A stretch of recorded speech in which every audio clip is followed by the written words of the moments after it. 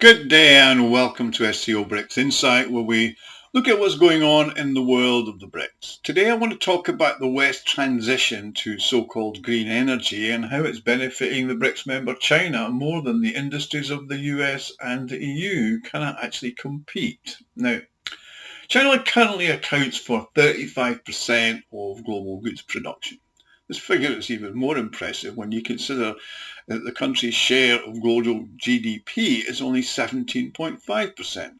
Now, this dominance is set to increase further as the Chinese industrial sector continues to grow. Now, finished products are accumulating in Chinese warehouses, yet the industry continues to operate at full capacity. Now, how's this going to affect the West? Well, one striking example is in green technology. Now, the West is fully committed to its energy transition towards renewables and finds itself unable to compete with China in the very technology and equipment that is needed for this transition. Now, China's capacity in the production chain of this sector makes it a formidable competitor. Its dominance over the West through green technology is based on three pillars, which is the basic premise that the European media have picked up on, and they've also dubbed it the new Troika.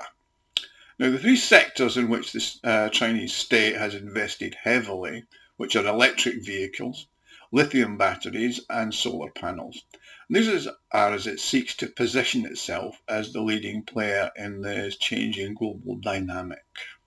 Now, the fact is that most green technology production is concentrated in China, and the size of its industrial sector in this area is growing rapidly. Now, this has caused problems, particularly as there are concerns among Western governments that they may have become too dependent on China. Well, isn't everybody? Well, now, European and American companies are concerned that they're losing out to their Asian competitors, and governments have accused Beijing of using unfair economic methods. Now, according to David Oxley, who is head of climate economics at Capital Economics, they're a think tank, a sort of a consultancy basically, and he said that Beijing has been supporting these troika of businesses. Now, Brussels, as usual, is concerned that Europe will become a kind of green captive of Beijing. I mean, what is its issue with China offering goods to the West at very competitive prices, I mean, if inflation is a significant issue in Europe and the US, well, this could present an opportunity for economic growth. And that's according to Vicente Nieves, who's an analyst at Spain's El Economista. Now, Chinese power, again, could be a source of salvation for the West, just as it was during the pandemic, when the Celestial Empire provided Europe with a vast supply of goods like health protection equipment. And that was at precisely the moment when the EU countries were experiencing a shortage of these essential goods, and they were able to supply it. Now, I think what we have to understand here is China's well positioned to produce and sell at competitive prices a wide range of products in demand by Western consumers, and they include electric vehicles, solar panels, and many other green technologies. So what are the main issues? Well, the main reason that this has all occurred is the lack of pace in the positioning of the European and US industrial companies, and the lack of expertise in this particular area. Now, Washington and Brussels allege that Beijing is subsidizing its key industries, related to the green energy and technology, and create excess industrial capacity allows their companies to sell their products at lower prices to the rest of the world. Now, that's a debatable point, but we could argue with it. Now, during our recent visit to Beijing, the US Treasury Janet Yellen, the woman who said that inflation is transitory, and that was 3 years ago, expressed her concern about the impact of government subsidies on global markets. She cited the creation of excess capacity in critical sectors such as renewable energy and electric vehicles. Now, Yellen has stated that the Chinese industry should not produce more goods than are needed for sale on their domestic market, which is kind of funny when you consider that most of the world is dependent on exports from China for a huge variety of goods. Now, both Yellen and the European Union argue that the lower costs in China for labour, raw materials and energy give Chinese companies an unfair competitive advantage that allows them to outperform their American and European counterparts and continue to gain market share. Well, whose fault is that the energy costs are cheaper in Asia than they are in Europe?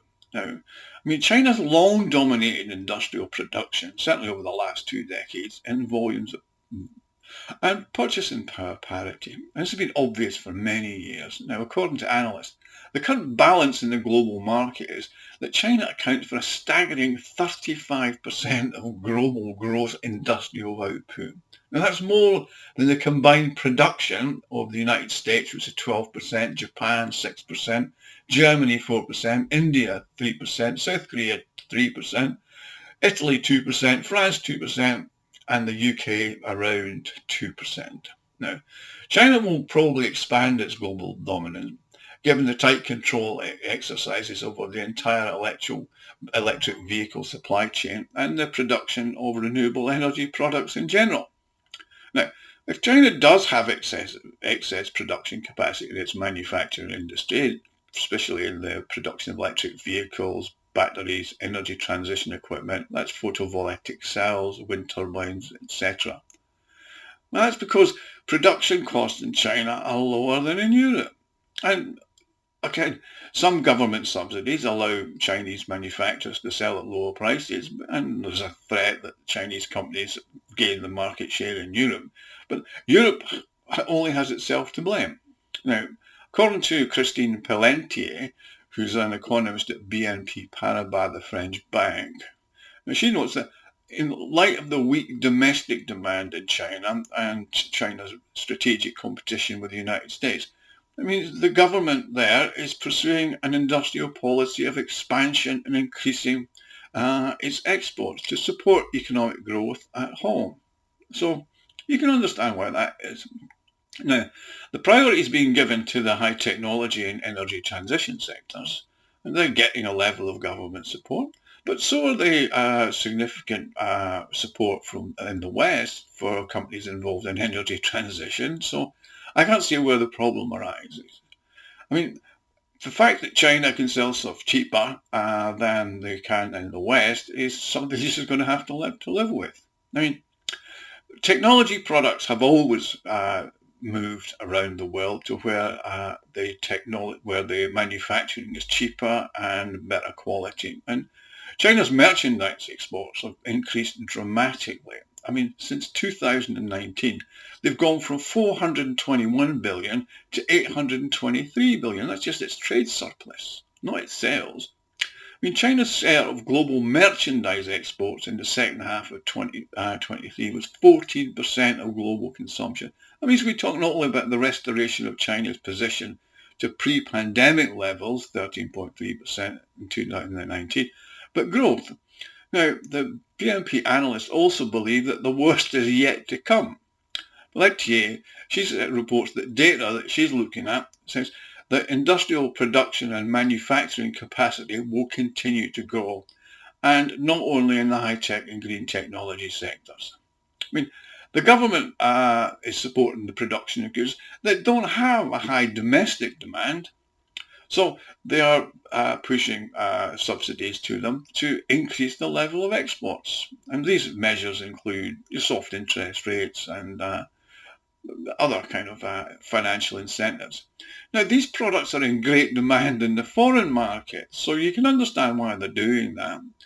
So anyway, it looks like there's no solutions in sight for the US and the EU except to put up with China's trade practices, because I can't see them sanctioning it because that would achieve very little, except cause them more problems and increase the level of inflation. Anyway, Hope you've enjoyed this video. Thank you for watching. Do visit the website scobricsinsight.com, where there are lots of articles all day, every day that I produce, looking into what's really going on in the world of the BRICS. Do like and subscribe, and I'll see you all again soon. Thank you.